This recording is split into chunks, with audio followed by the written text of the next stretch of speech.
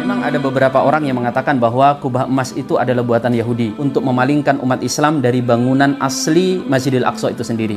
Apakah benar demikian? Anggapan ini adalah salah kaprah dan tidak benar sama sekali. Karena yang dimaksud dengan Masjidil Aqsa atau Baitul Maqdis itu adalah wilayah yang merupakan kawasan yang luasnya sekitar 114.000 km persegi. Dan di kompleks tersebut ada beberapa bangunan-bangunan, di antaranya adalah kubah Sahrah atau kubah emas dan kubah perak atau kubah yang kita lihat berwarna hijau kehitam-hitaman itu. Kalau pertanyaannya kenapa seperti ada dua masjid, ada dua kubah, itu ada sejarahnya.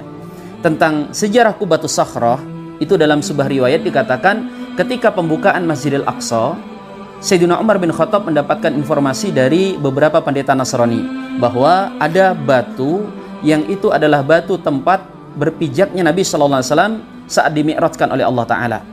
Maka Sayyidina Umar bin Khattab memerintahkan agar batu tersebut ditutup dengan satu bangunan yang sederhana. Tujuannya agar batu itu tidak diistimewakan atau menjadi sumber kesyirikan. Pada masa generasi setelahnya, tepatnya pada masa Malik bin Marwan, dinasti Umayyah, dibangunlah di atasnya bangunan dengan persegi 8 yang kemudian diberikan kubah. Di generasi kita di tahun sekitar 1994, Raja Yordania itu melapisi kubah Sahrah itu dengan plat-plat yang terbuat dari emas. Makanya dikenal dengan kubah emas.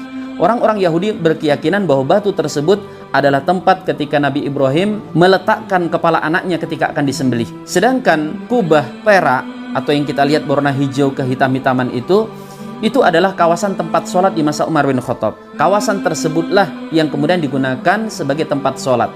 Kubahnya namanya kubah Kibli. Nah, bangunan ini dibangun dari waktu ke waktu sampai kemudian seperti yang kita lihat sekarang ini. Dan perlu kita ketahui bahwa di kompleks Masjidil Aqsa itu bukan cuma kubah Sahrah dan juga kubah perak, tetapi ada bangunan-bangunan yang lain. Di situ ada Masjid Al-Buraq. Di kawasan tersebut juga ada Musola Al-Marwani. Kemudian juga ada Masjid An-Nisa dan beberapa bangunan-bangunan yang lain. Maka yang dinamakan Masjidil Aqsa adalah semua bangunan tersebut yang berada di kawasan yang melingkupinya.